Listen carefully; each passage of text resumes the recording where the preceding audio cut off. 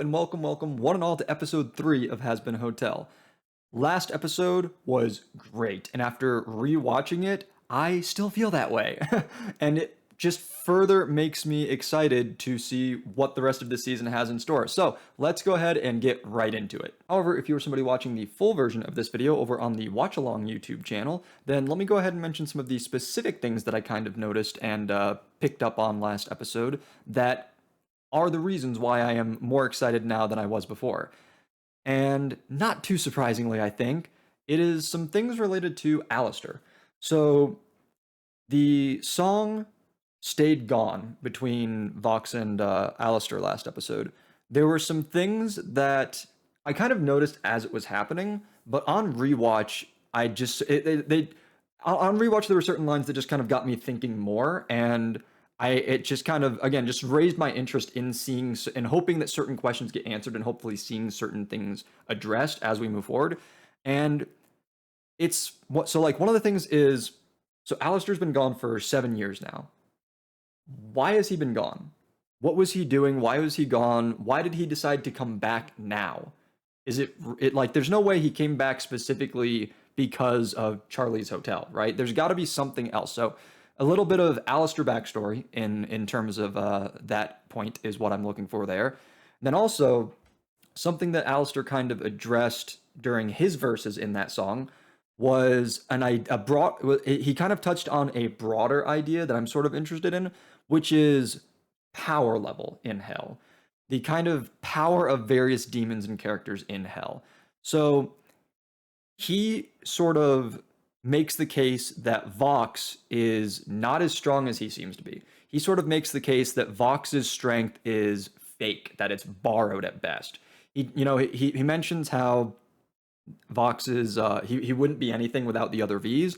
And I think he also, so that's a direct line, but I think he also more subtly is kind of saying that Vox wouldn't be anything if if there weren't so many people in hell that were obsessed with his screens, right? That's kind of a vibe that I was getting that isn't as explicitly stated, but that's kind of what I was picking up on, what I thought Alistair was putting down. And Alistair, on the other hand, seems to be a very inherently powerful demon. He doesn't seem to, again, he's been gone for 7 years, and according to Vox, nobody cares about, his stupid radio show or anything like that anymore. Yet we've seen that he's still a very powerful demon. And I think that Vox and the V's, to an extent, do show maybe not necessarily fear, but at the very least caution around how they want to deal with Alistair. And it just sort of, again, it makes me wonder, why is he so powerful? How do demons get their power?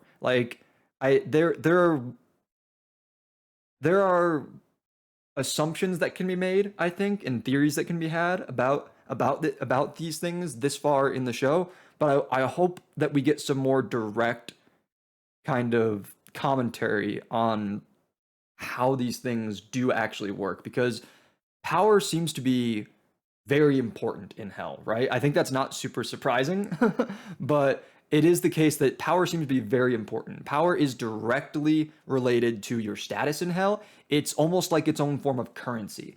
And I think that there's just some very interesting kind of broader sorts of world building and topics that can be addressed with these things. So yeah, those are some things that I saw on rewatch of last episode that I'm just like, cool.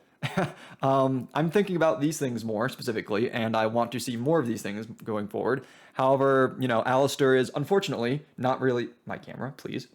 Alistair is unfortunately not our main character, so I don't know necessarily how much more we're going to get on following him around or backstory on him or anything like that. But I do kind of hope that we get some more acknowledgement of these sorts of aspects of the world, and not just necessarily what is happening with Charlie in the hotel, right? So that is that. Beyond that, though, rewatching the episode and picking up on more details and being able to just pay more attention to certain things without the cameras on, and having already been familiar with the main points of what were going on in the episode, the main beats of the story and whatnot, and what we're being told and shown, just allowing me to again just pay more attention to more things. Uh, it just again it just made the episode look way better, and also it made me really love the characters of Alistair and Vox a lot more. Again, Alistair was already, my favorite character in the show, but I also liked seeing a lot more, picking up on a lot more little things about Vox and just the way that he seems to be as a character, and also to a smaller extent, lesser extent, like the way that his powers seem to work, his abilities seem to work, and just his dynamics. And yeah, there was a lot of just really cool things the more I was able to like look into and like pay attention and like just see what was happening in the episode, that again just kind of has me excited going forward to see what more we might be able to get out of these characters in this first season of this show. And then one small other note that I want to make real quick is that the characters of the V's, so Vox, Valentino, and Velvet, I just want to quickly mention that like their voice acting was pretty damn good. I think that's just kind of important to note really quick, because I did kind of give a bit of a knock to the voice acting in this show previously at the very beginning, especially with having to like transition from with the adjustment from the pilot voices to the actual series voices. And so I think it's just worth mentioning quickly that like the V's seem to have some pretty good voice acting from what we saw in their initial episodes. So yeah, really cool stuff. And I think with that, we can go ahead and move into watching episode 3. But of course, you folks will need a countdown for that. So, episode 3 of Hazbin Hotel, starting in 3, 2, 1, go. And of course, I will make sure that the timer is as properly synced up as possible. Frankly speaking, I am so anal about these things that it's usually synced up within like a couple of frames, frankly. I don't just kind of haphazardly be like, oh, this looks close enough. I am very meticulous about like making sure that things are as synced up as I can make them. So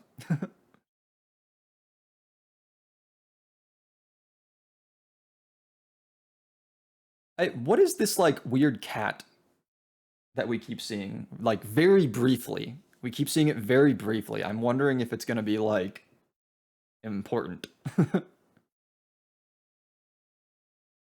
What demon isn't? A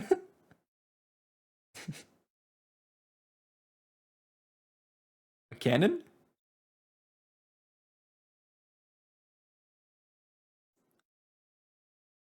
Skin flayer. No.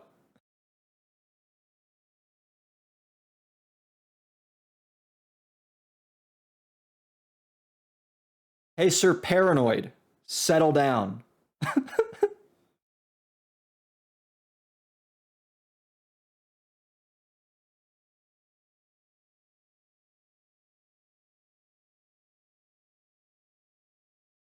How can he afford this?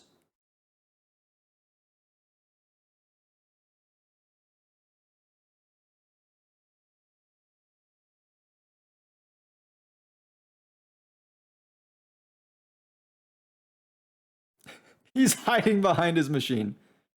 Thank you. Yeah, this is what he calls everyone being too nice?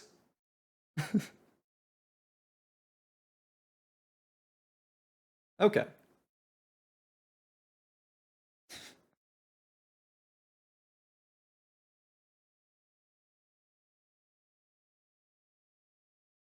What? The Egg Boys? Oh, well, maybe maybe she has a point. How about just regular bidding? Very uncertain, yes.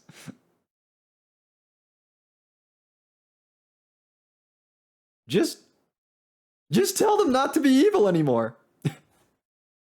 Okay, boss. And they're gone.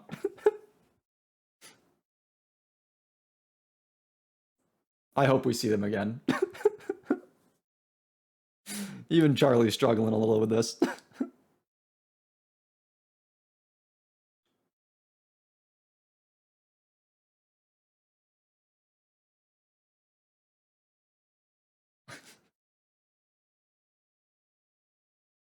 Oh dear.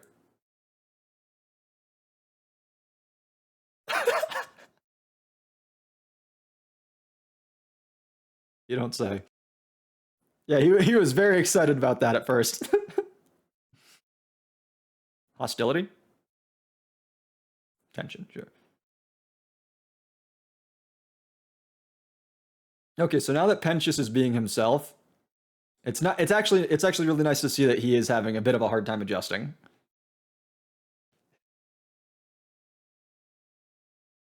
We rehearsed this.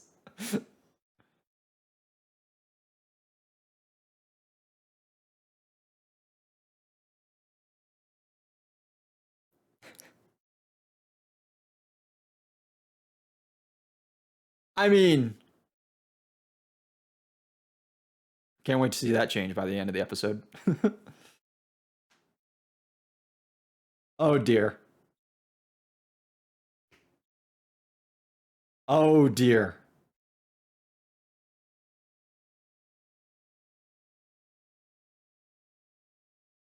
Oh yikes. I'm sure this will go swimmingly. She is just too excited about everything.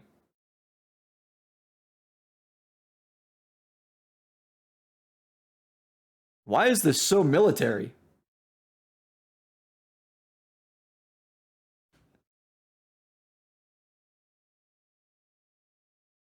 She's too much.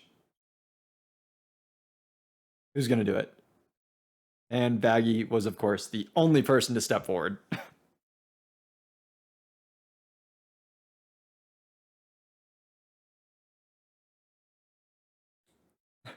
That seems like we're whatever.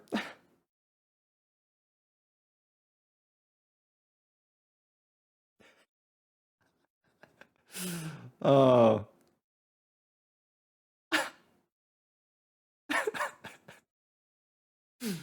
well done, Angel. Well done.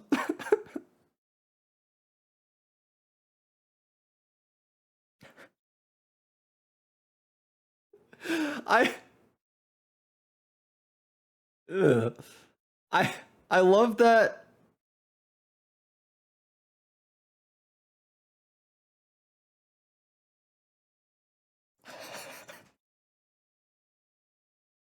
she's getting more and more something as we see her more and more. I will say, even after Pentious has stopped being a double agent, I love how absolutely over the top melodramatic he is.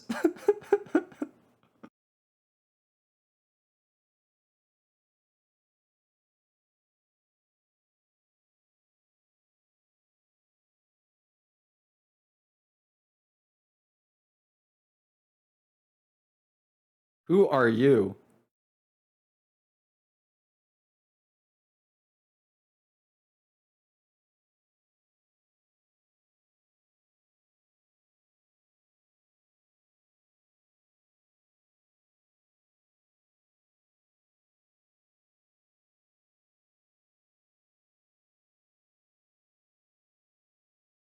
Everybody seems terrified of this guy.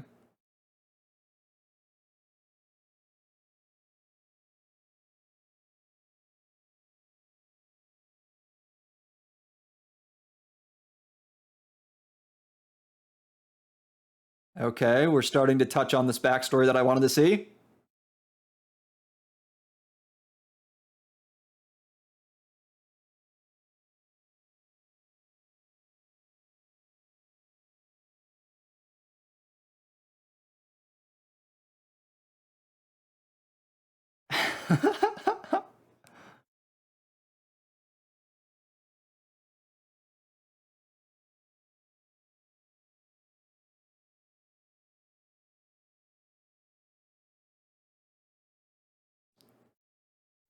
Yeah, I think that's the point I was starting to make is that everyone seems terrified of this Zestial guy. And so I think the fact that Alistair and he are just sort of chatting as old chums says a lot.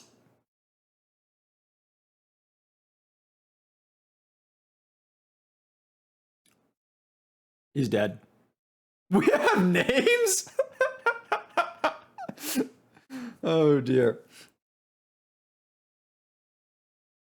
Their style, okay, maybe not that one. I was gonna say of the rest of them that their style seems older than what we saw with, for instance, the V's. So this is like an old council, I think.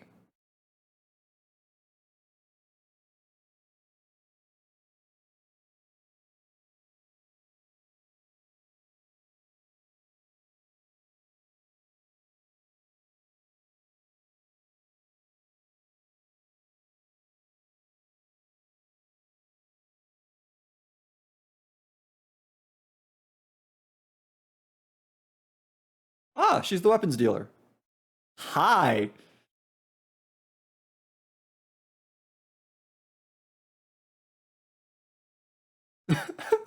Okay, they just let him back in though.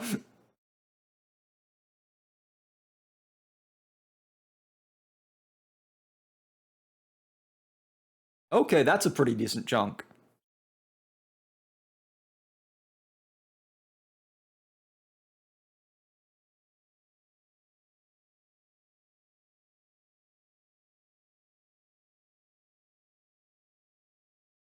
Ah, so the V's are welcome here too, I see. The disgust.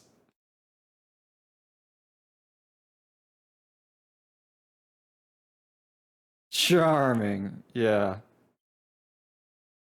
These folks do not like the young upstarts.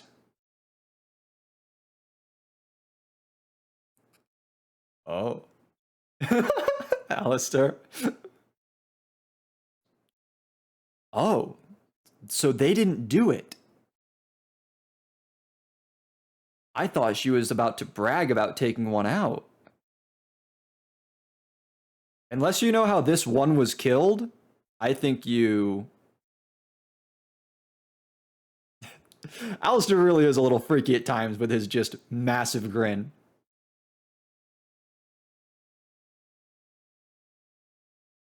Oh, okay, Zestiel.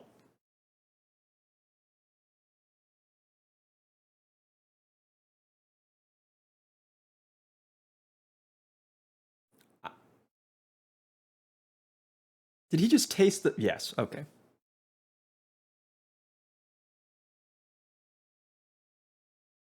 Very good points, TBH. Why does she look.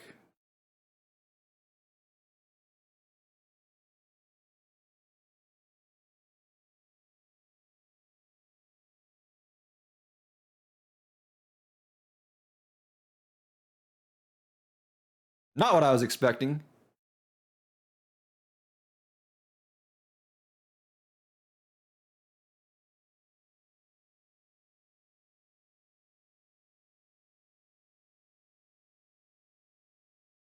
And now it's her turn?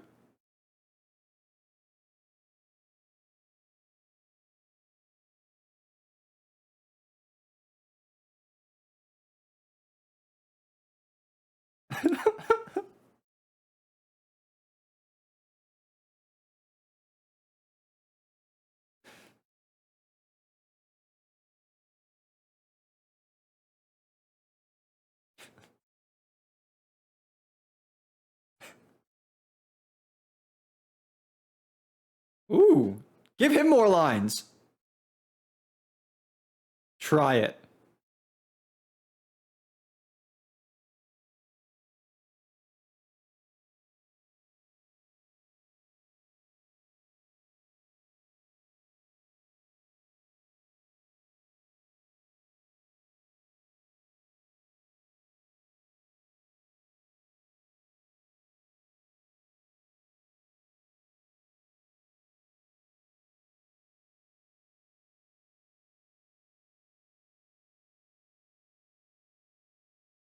Oh, okay. That was that was a little similar to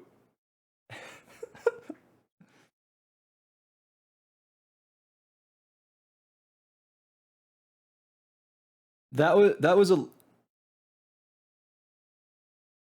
little bit like Stayed Gone in the sense that I really wasn't feeling the song at first, but then as it progressed, I just got more and more in tune with the whole vibe and everything that they were going for. I don't know. It basically it got cooler and cooler.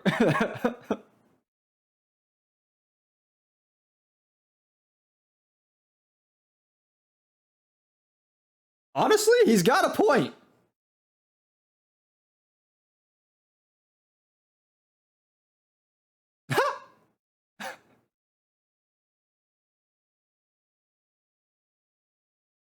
Yes.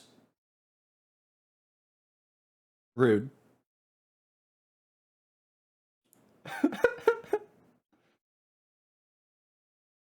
Oh, of course she is going to love being here. He changed his mind real quick.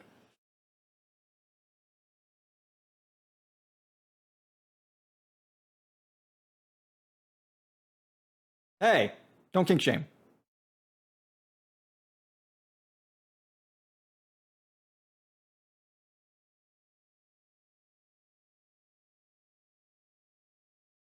That is concerning.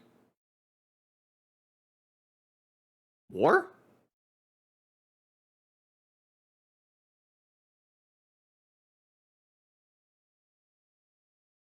Yeah, no, she's straight up like a former soldier.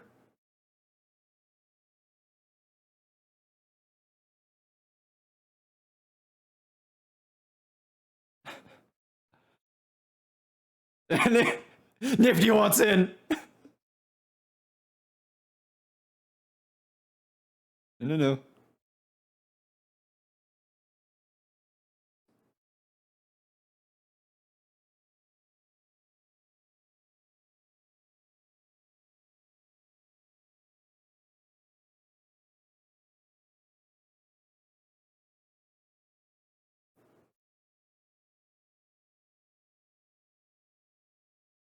Meanwhile, they're all dying.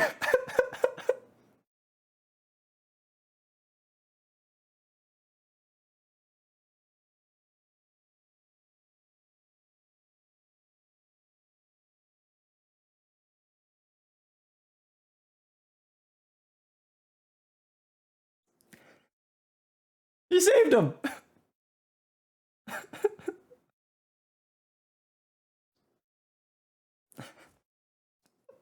Uh, and he's just dragging Serpentius, like, come on, we're leaving now, I guess.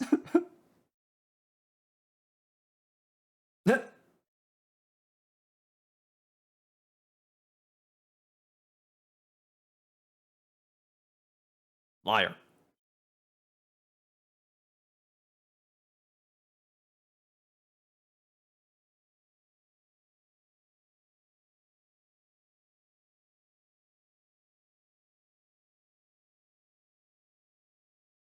Probably should have cleaned up your mess.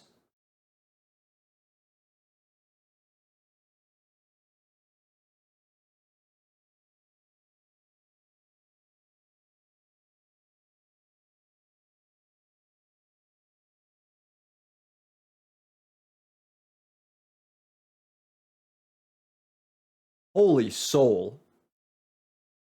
What a voice.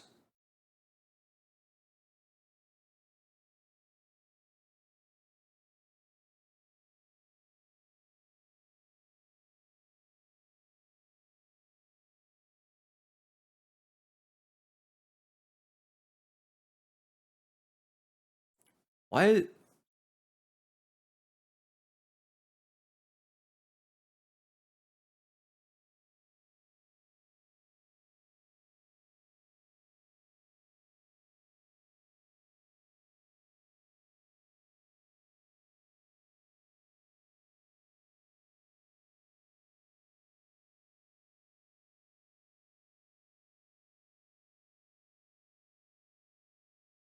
These are some very thoughtful lyrics.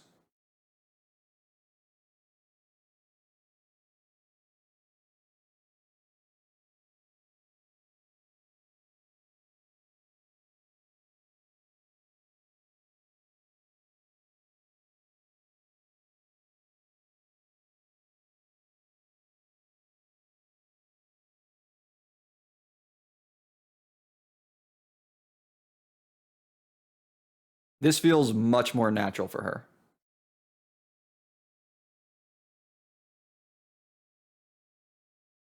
She had a couple of lines in Happy Day in Hell in episode 1, and it just sounded kind of like harsh. But this softer, liltier voice, I feel like fits her, the VA, much better.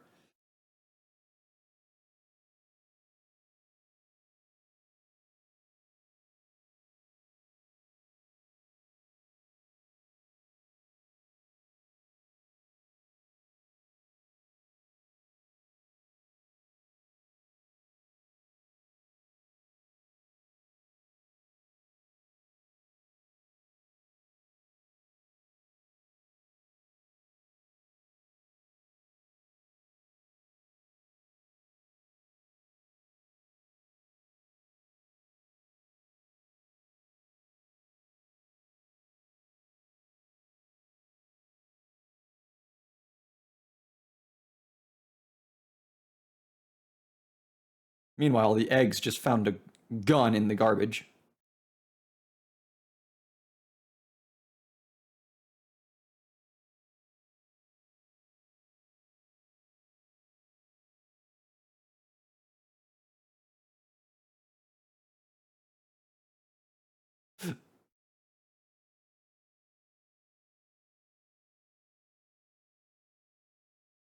I half expected him just to say that and then immediately kill the egg.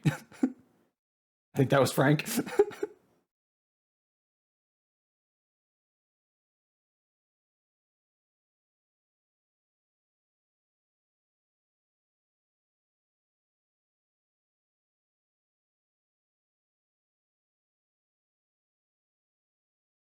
I am surprised the level of communication that we are seeing from the characters so quickly.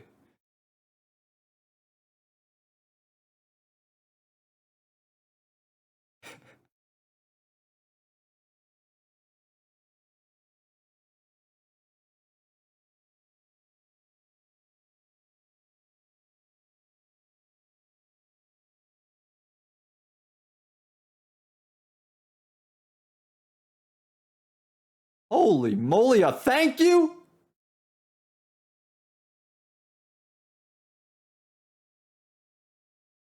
Are we still 80% sure she's harmless?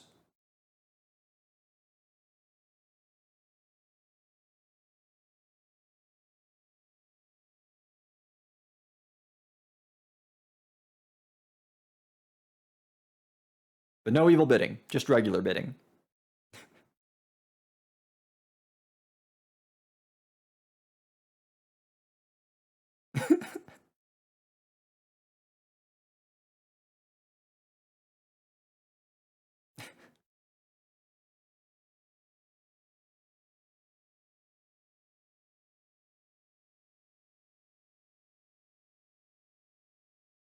Are they going to say something they shouldn't?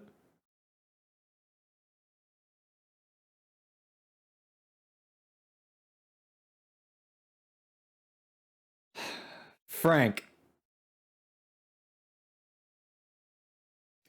Okay. Sir Penches is just like, all right, yeah, whatever.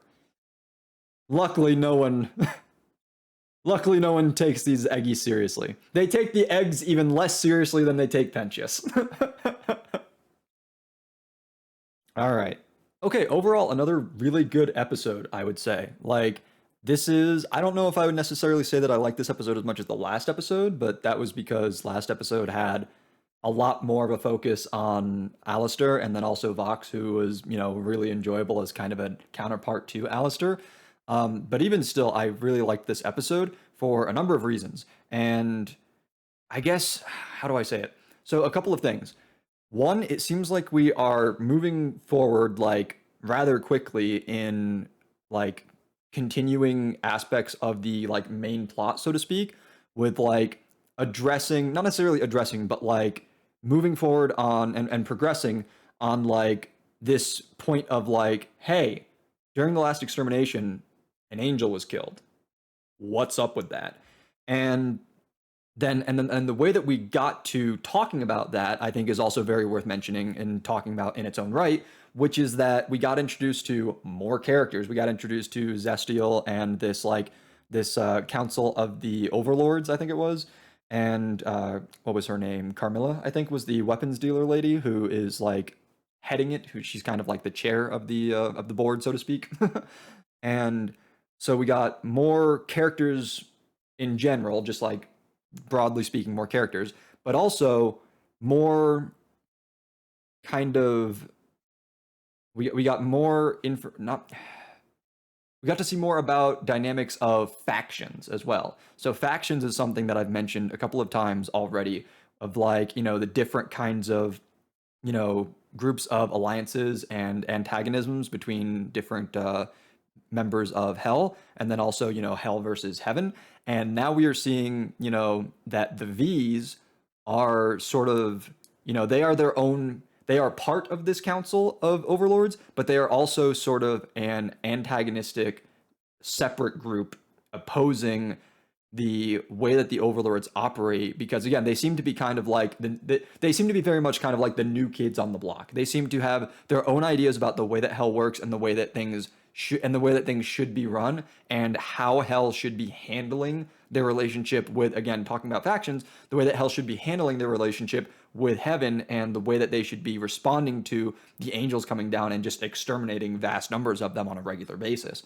So just a lot of really good stuff, and it's a lot of information. And I guess the reason that it's really cool to see all this stuff is that, like, I didn't really know necessarily how, I don't know, it might just be the case that, like, I didn't necessarily expect a lot to happen very quickly. Maybe I expected this to be a bit of a slow progression, and just kind of like a decent amount of nothing happening. And I think part of that is, again, because episode 1, while there were definitely things that I liked about it, there were also things that I thought were pretty weak. And one of the big parts that I thought was weak about episode 1 is the fact that its B plot felt like it was completely nothing. It felt meaningless. And then then as far as the A plot, it was literally just the Charlie show. Like, it was all about Charlie. It was all about Charlie interacting with Adam, and we didn't really get much from the other characters. So they were just, and if you want to hear more about those things, go back and watch my thoughts post episode 1. Even though it happened several months ago, I think I'd still probably stand by most, if not all, of what I said during that thought section of that episode reaction. And so because of those things that I thought weren't done super well or were kind of weak in presentation, I wasn't necessarily expecting to see all these other things in these past 2 episodes that have been really good. These introduction of new characters, these characters that are seemingly, actual characters, and they're not just like, they're not just these bland, basic, nothing characters. Like, they do actually have personalities. They do actually have roles in this world. They do actually have, like, very clear dynamics and established relationships with other characters that they interact with. Like, one of the things I noted earlier at the beginning of this episode, how some of the things there were some things that I noticed in episode 2 that I picked up on a bit more strongly after rewatching it. And one of those things was the relationship between Vox and Valentino. And it's just like, I'm not going to try to, spend a bunch of time specifically categorizing their relationship right now.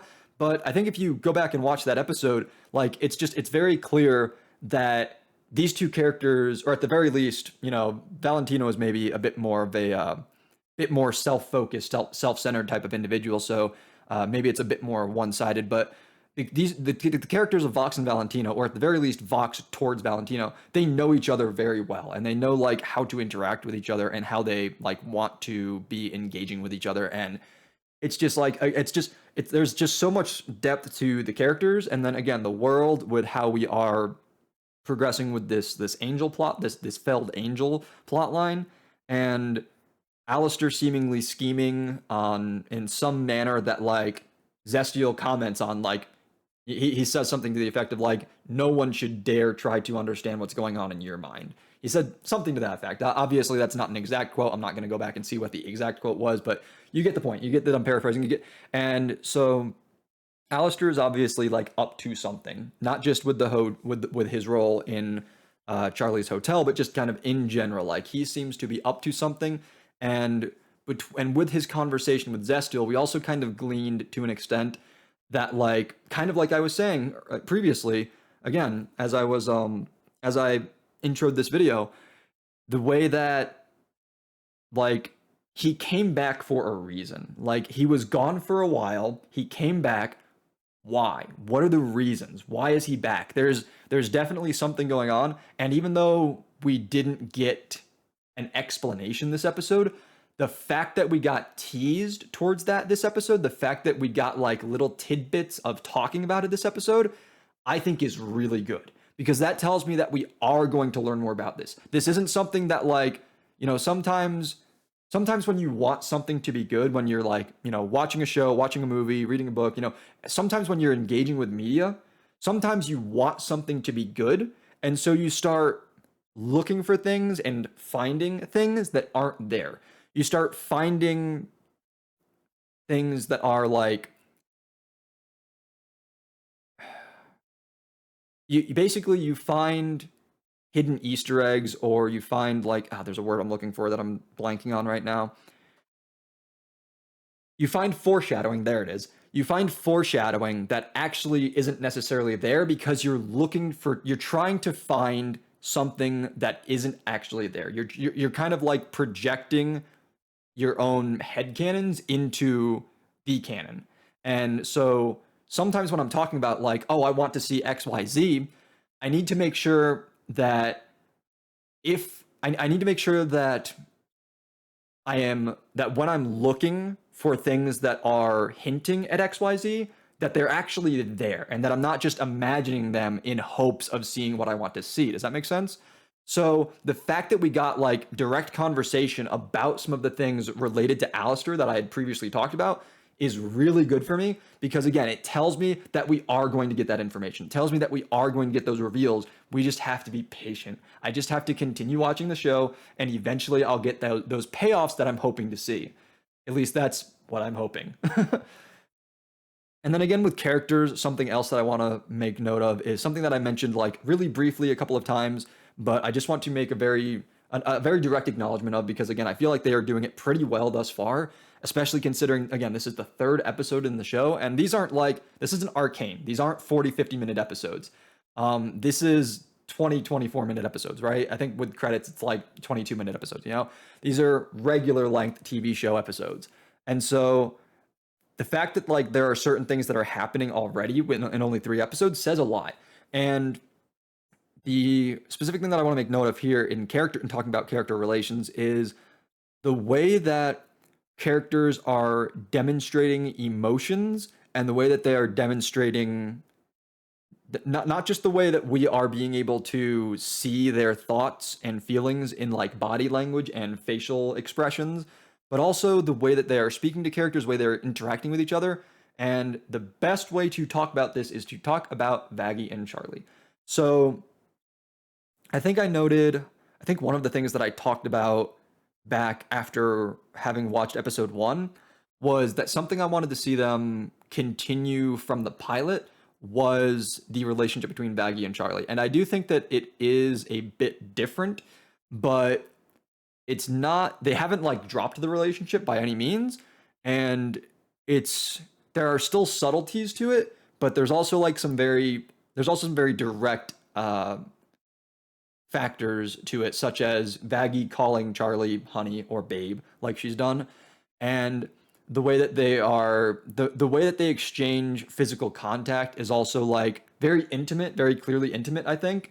And then in this episode, the way that like Vaggie had a very upfront, like, I need to be able to do this for you. Like, this is how I support you. This is how like it wasn't quite this explicit, but it was basically her saying like, this is how I show my love to you. Like, this is how I prove my devotion and my care for you, that is by doing these things that support you.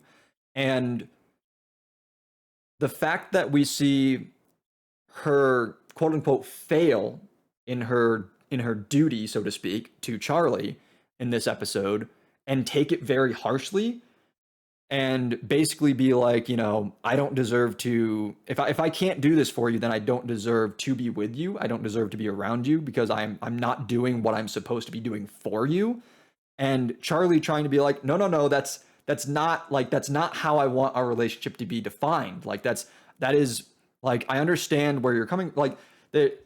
It's hard to like have like super lengthy conversations about these kinds of things, but I feel like the subtext is very much there. Like the conversation again, so the conversation was basically Charlie trying to push back on Vaggie saying these things and be like, that's not why I care about you. That's not what, this isn't a transactional sort of relationship. But Vaggie is like, I need time to process. And she's like, I need some time alone. And the fact that we get this character setting this emotional boundary, and then we have Charlie, even though she's upset about it, she respects it. She respects this emotional boundary and pulls away and gives Vaggie the alone time that she requested. I just feel like that's super big. I just feel like that is so obviously maturity can mean different things. So when I say that's a level of maturity that I didn't necessarily expect out of the show, and I definitely didn't expect out of the first few episodes of the show, obviously I'm not saying maturity in the sense of like adult themes, swearing, vulgarity, that kind of stuff. I'm talking about maturity in the sense of like emotionally mature, right? I'm talking about maturity in the sense of like being being adult, being grown up about something, not being immature, not being juvenile, that sort of thing. And like it wasn't just shallow emotional responses all the way down, if that makes sense. So we got Charlie respecting that, and then later in this same episode, we got like a soft resolution of them, coming back together and talking with each other. And it's just, I don't know. It's just, I think it speaks to not only the quality of the writing and the kind of tone that they are trying to set with the writing for the show and as a as a product, but it also speaks to the kind of the quality specifically of, again, like the character depth and how well they can write individual characters and how well the team can also write character dynamics. There is, of course, I think potential for this sort of thing to fall off pretty hard. I think it is worth mentioning that like one concern, it's not a big concern, but one concern that I think is I guess justifiable, you could say, to have at this point would be like if this is happening so early, then like what are the interactions and relationships going to look like later? Like, are we going to get a natural progression? Are we going to get like the same kind of depth going forward where like these characters do grow and they learn from their previous interactions and encounters with each other and we get to see like how these things build on each other? Or is it the case that what we're seeing now is what we're going to continue to see and we're basically just going to see like rehashes of the same sort of issues over and over again? That's kind of like when you see like old shows, at least I say old shows, maybe this kind of thing still happens now and I just don't know because I don't watch, your standard run of the mill media. But on like sitcoms or just like, again, very very kind of like standard TV, so to speak, you get these like either love triangles or you get like will they won't they sort of relationship dynamics that where like the same mistakes are often repeated over and over again for the sake of continuing the show because it's meant to be a long running show that's kind of built on these sorts of issues. So that's I think that's the kind of the only real concern I would have about the characters at this point in time necessarily is like, do they fall into this trap of just sort of repeating the same things over and over again? Because at that point, then it stops feeling like legitimate character depth. Then it starts feeling like, oh, we're just repeating the same shallow mistakes over and over. We're having the same kind of conversations over and over because that's the only thing we know how to do, either in universe in terms of the characters and or out of universe in terms of the writing. But I don't necessarily think that's what's going to happen. I am very I am very confident that we're going to see the previous thing that I mentioned, which is building on these things and making things just better and better going forward. So yeah, that's really exciting to see. I could probably talk about some of these different things that I liked about this episode a bit more, but we're already fairly long with this video, and I don't need to be making every single Hazbin Hotel video an hour long.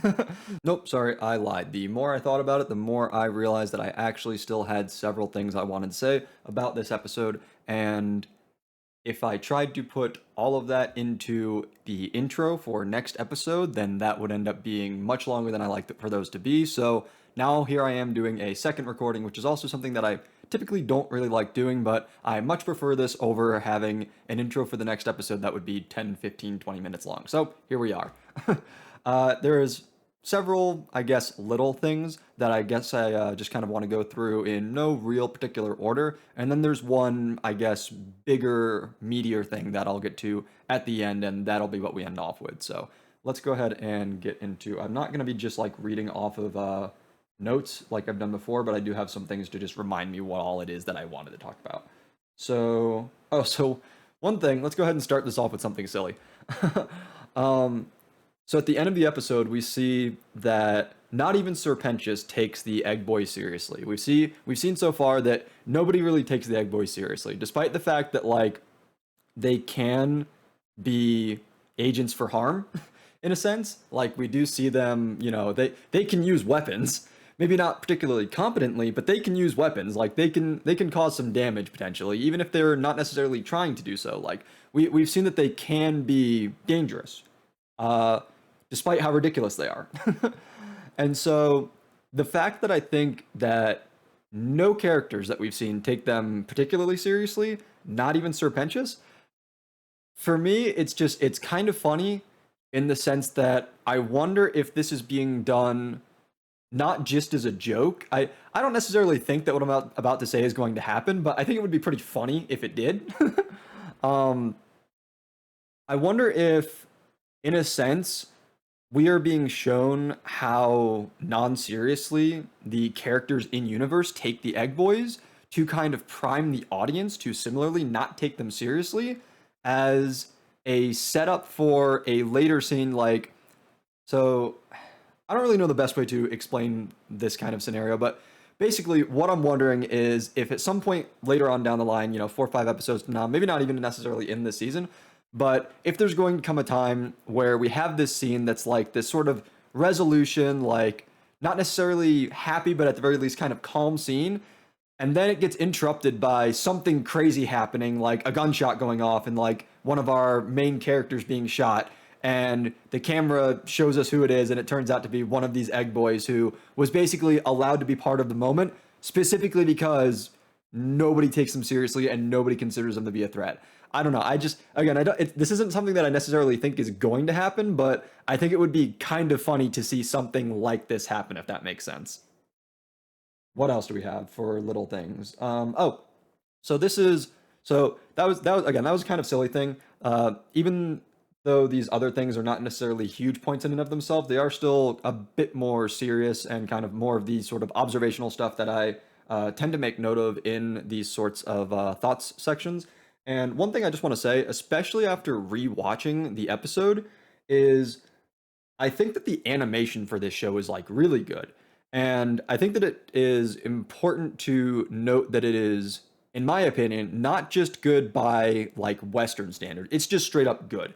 And what I mean by that is that I think that a lot of like cartoons and Western media, just generally speaking, obviously there are always going to be exceptions to the rule, but I think that generally speaking, most people would be willing to admit and acknowledge that the overall quality you get in terms of like the actual, just like the raw visual quality of the animation of, again, just like Western cartoons is just not as good as what you can often expect from, like Japanese anime, from even from like some Korean and Chinese animated series.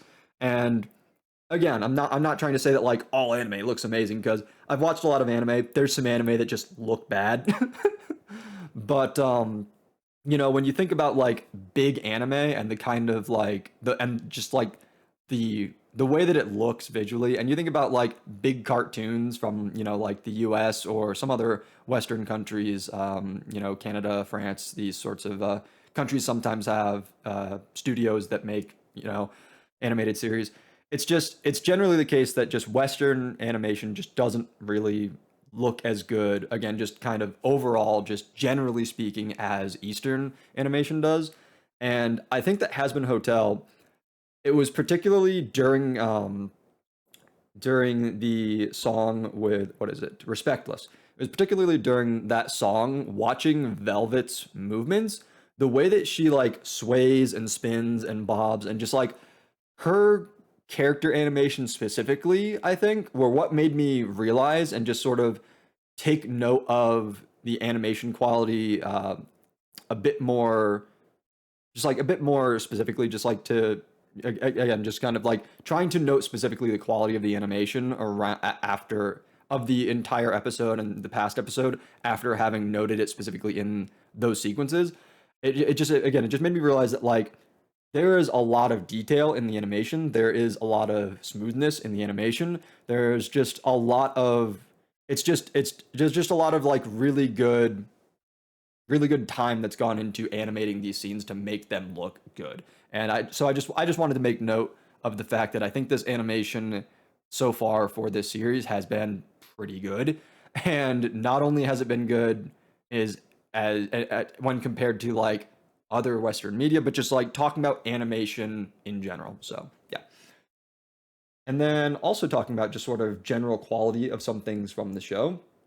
I want to talk about music. So this isn't going to be like some kind of in-depth analysis of like the way that the music is composed or anything. I've noted before that I'm not like a huge music person, so I'm not going to try to talk about things in a way that I don't think that I'm necessarily fully capable of. Like, I already have issues with my own analysis at times when I feel like I'm not articulating something as well as I feel like I could be.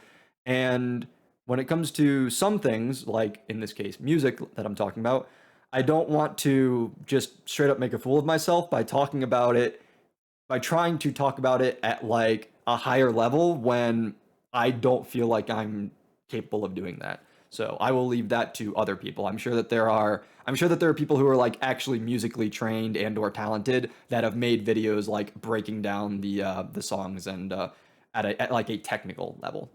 But the thing that I want to talk about regarding the music is not just that I think like the music is good, but I think, even to my untrained ear, I think that so far the songs have been very fitting in both in both the terms of like the instrumentals and the lyrics to the personality of the characters who are singing the song. So what do I mean by that? So for instance, in Hell is Forever, one of the main singers, technically, Charlie's there too, but for the most part, it's Adam's song, right? In episode one, Hell is Forever, it's mostly Adam's song. And I feel like, in that song, through both, again, instrumentals and lyrics, Adam gets to kind of show us more strongly the kind of character he is. He gets to be very boastful about his power, his authority, he gets to brag, he gets to kind of like revel in his dominance in his position over Charlie in that moment. And again, that's just like it very much tells you who he is. Like if you didn't necessarily have like a solidly formed opinion of him as a character prior to that song, once that song hits, it really should cement the opinion that we're supposed to have of him from that first meeting. And then we've had two songs with the V's so far. We've had, Vox in Stayed Gone, and as previously mentioned, we have Velvet in Respectless. And the V's so far in the couple songs that we've had, even though it's two different characters talking about them like as a group, they very much seem to try to like puff themselves up, like make themselves big, make themselves like put on a, rather than in Adam's case, like kind of again reveling and just relishing the strength that he knows he holds. The V's seem to be more so trying to, it's not necessarily that they don't have power, but it's less about enjoying their power and more so about projecting their power. They are trying to make it seem like they are strong, and they are trying to, again, just sort of puff themselves up, make themselves seem intimidating, and kind of, and part of the way that they do so is by insulting others. Again, in Stayed Gone, you have Vox, like, Vox and Alistair, like, very much are, like, exchanging barbs, trying to, insult each other. And I don't think I really need to go into detail about how Velvet in Respectless is insulting because, again, that, like, from minute one of her showing up in this episode, even before we get into her song, she's just straight up insulting to and disrespectful to, or respectless in this case, to the overlords at the meeting of the council. So yeah, and I think that, again, I just think that it's very it's very fitting for, again, not just the characters individually, but the V's as a group, who are, as I painted them previously, the new kids on the block, the young upstarts, these people who are trying to kind of quickly get in and make their names known and forcefully establish a reputation for themselves, and, like, carve out some sort of position of power, or at the very least status. So again, it's very fitting. And then we have other characters. Oh yeah, and then we have characters like Charlie, who so far, like, what I think we had, yeah, two songs. We have two songs so far with Charlie, and her songs are like much more soft, much more emotional, much more about just like the kind of optimism that you expect from her character, right? In both Happy Day in Hell and what's the other song? It starts with Sorry in episode 2. Like, it's not the, again, it's just the entire vibe of the song is just starkly different from what you would expect from, like, again, these other songs that I mentioned from these other characters. Like, Charlie's songs are radically different than Hell is Forever, for instance, or Respectless, for instance. Like, it's because it's her singing. And that, again, that might seem like a weird thing to say. That might seem like a kind of flimsy observation almost, but I think I personally think it is worth noting that, like, the songs feel distinct depending on whose song it is, because they are actually the lyrics and the melody and just everything about the songs that we've seen so far just feel like they are actually coming from the character. They are written using that character's voice, using that character's personality, and I just think that is impressive, I guess. I don't know. So I thought that was worth commenting on and mentioning. And then I guess also, having just talked about the animation and then also the music, I just kind of want to say a bit more generally, I suppose. Speaking on, like, the quality of the show, like, I keep talking about these different aspects of the show. Something else that I noticed, not just upon rewatching episode 2, but as I was, like, starting to do the editing on episode 3. Um, but not just rewatching the episode, but on doing the editing for episode 3 and, like, seeing my own reaction to it. Like, the show is very funny, and again, not exactly a groundbreaking, earth-shattering revelation to say that the show that's supposed to be funny is actually funny. But the reason that I think it is worthwhile to mention that, like, the show is being very funny is because, again, I've also talked about all of these other things that the show is doing well. The show is doing its characters really well. The show is doing its animation really well. It has really good music. And it could be really easy to say that, like, if the show is just trying to be funny, it just needs to try to be funny, right? It doesn't necessarily need to be doing all these other things well that I think it's doing well. It can just rely on the humor. But it's not just relying on the humor. It is being a very funny show while also still giving us a lot of other things that it's doing really well. So I just wanted to briefly kind of, again, as I commented on these other things specifically, I also just wanted to kind of take a moment to say that, like, because all of these different things individually are really good, it just kind of comes together to make the show overall really good, which, again, not the most necessarily insightful kind of comment to give. Like, if people like the show, they're probably like, well, duh, of course it's good. But I think it's kind of interesting to sort of try to break down, at least to a small extent here, like, why the show is good. And, like, this is kind of why I think the show is good, is because it does all of these things well, and it doesn't, like, forgo doing certain things well in order to focus on or highlight doing other things well. So yeah. Now, I think that is probably it for the sporadic little things that I mentioned. Now I think I want to talk about the sort of bigger thing, and that is Carmilla. Carmilla as a character. Carmilla as a character from what little we have seen of her in this episode, because she was just introduced in this episode. And it's not like we spent the entire episode watching her. We didn't even meet her until, some minutes into the episode. I think it was before halfway, but it wasn't like we started the episode and it was, focusing on this new character. No. So I noted during what's that song? Whatever It Takes. That was the other song, Respectless and Whatever It Takes in episode 3. I noted at one point during that song that I felt like the lyrics were very thoughtful.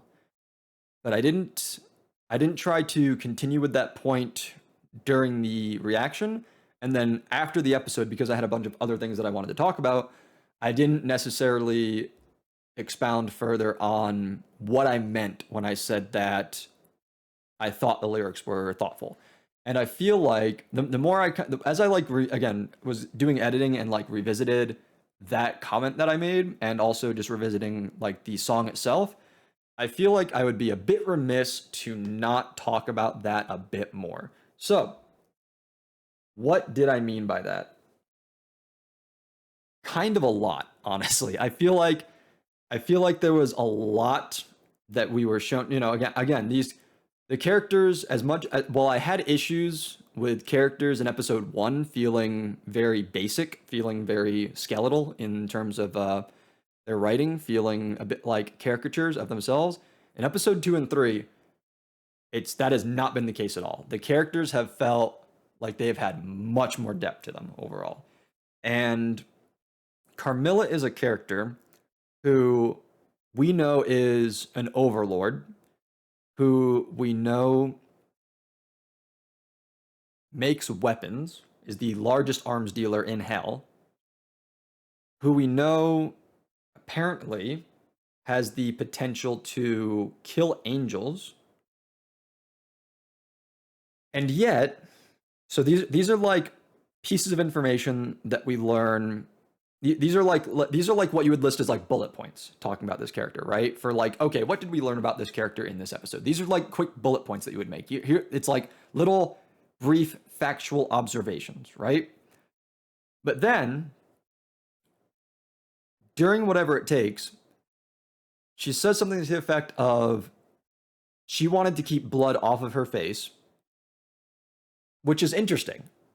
So the largest arms dealer in hell apparently doesn't want to fight herself, doesn't personally want to get involved in conflict, doesn't want to engage with the violence that occurs during exterminations, even though she seems to have the capacity to fight probably better than most of the denizens of hell, because she can actually kill an angel. So then I think it is very fair to hear that line and say, why? What, like, what happened? Like, what is this character's deal? If,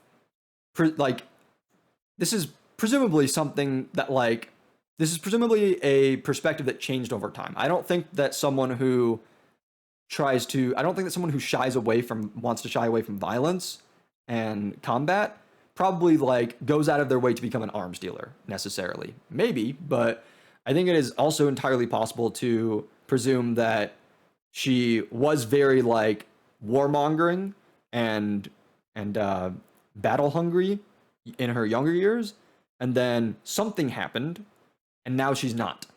But she continued with the business that she started previously, despite the fact that she's had almost a change of heart, so to speak. But then there's also, in the lines following that, she says something about like, who's to say who would survive the fray? I might lose the ones that I was killing for, or something to that effect. And I just think that it's like a very, I think that sometimes when you try to make lines, whether not necessarily just lyrics for a song, but just like in writing for like dialogue in general, it's very easy to make something that like where you're trying to make it sound deep and it just comes off as like really shallow and or like maybe cringe or whatever. But I actually think that that line was pretty deep. I think that it was legitimately pretty deep. And but again, it's just like she's a weapons dealer. She's an arms dealer. She is an overlord. She is powerful enough to actually kill an angel, which is something that's like, basically unheard of in hell. But she's afraid to fight because she's afraid of losing the people who are close to her. And I just think that that is I think that that is a very I think that's very deep. I think that's very emotional. I think that's very human. I think that that is a very raw emotional feeling that she expressed in those lines. And I am not necessarily saying this specifically to try to analyze further on Carmilla as a character. I'm saying this, I think, more so to say, looking at her character, what can we say more broadly about how we should be viewing hell and how we should be viewing the denizens of hell? And again, so how do I say this? How is the best way to say this? Because we get this emotional depth from this kind of character specifically, I think that it says a lot about how we should be viewing other characters as having a greater emotional capacity than maybe they initially show. Does that make sense? Is that clear? I think that I expressed that somewhat clearly. I don't know. I think just to an extent it shows that we shouldn't necessarily at any point be assuming that certain characters don't feel a certain way or are incapable of caring for someone else in a certain way just because like, oh, they're a piece of shit who does XYZ or they seem like an asshole or yada yada yada, right? And actually, I wasn't really thinking about this prior, but I think we also kind of saw this last episode with the way that Angel Dust seemed to be affected by the fact that Charlie and Vaggie were sort of like being very dismissive of him working towards redemption and like actually taking the stated goal of the hotel seriously. And so yeah, I just think that it is important to acknowledge that like even the and it, to this end, I think that there is a bit of like I think there's a bit of like messaging here. I think there's a bit of like meta like moral of the story stuff kind of going on here potentially, which is that like I feel like we are being subtly told this idea that regardless of how a person presents themselves or even not even presents themselves but even if they have like legitimately done a lot of bad things, like they can still be people, they can still have their feelings, have their emotions, have others that they care about and have people who care about them. And that's just like I don't know, I think that that's just a really interesting message to have, especially as someone who is living in the US and who has seen like I don't want to get too overly political but someone who has seen a lot of very extreme and polarizing things happen at a societal level over the past several years and who has seen like a lot of dehumanizing and othering of certain people by certain other people. Don't want to specifically name groups, but it shouldn't be that hard to figure out some of the things that I'm talking about. It's just, I think it's very interesting to see this kind of reminder in media and in this kind of media of all things that like that doesn't that like regardless of what you might think of a certain person or group or like the things they've done, they still are human. They still like I don't know. I don't know. I feel like maybe I had a more specific point with this. Maybe I had a better endpoint in mind for where I was going with this, but hopefully y'all kind of see what I'm saying. Hopefully that this is this this feels very rambly. Hopefully it's hopefully some folks still enjoy or kind of get what it is that I'm saying and appreciate it.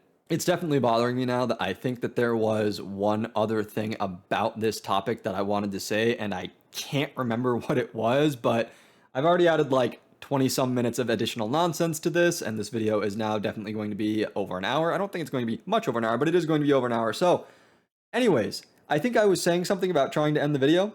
So let's just go ahead and stop it there. If you are watching this full unedited version of the video on the Watchalong channel, then thank you so much. Remember to like the video, give me that thumbs up, but also remember to leave a comment down below. Like, feel free to engage with any and all of these things that I am talking about here in these thoughts sections. Obviously, do not say anything that is a spoiler, but otherwise, again, just feel free to talk with me about the things that I'm talking about in these videos. Also, if you are watching here on the Watchalong channel, I would encourage you to please also watch the highlights version over on my other original reaction channel, because likes and comments and view time and all that good stuff they are irrespective of each other with these different videos on these different channels. So improving the metrics on both the videos on both of the channels is just doubly helpful. So if you would do that, I would appreciate it. Obviously, if you made it this far in the video and you're not subscribed already, then you should be. But yeah, with that all being said, I look forward to seeing you in the next one. Thank you so much for watching, and until then, take care. Bye-bye.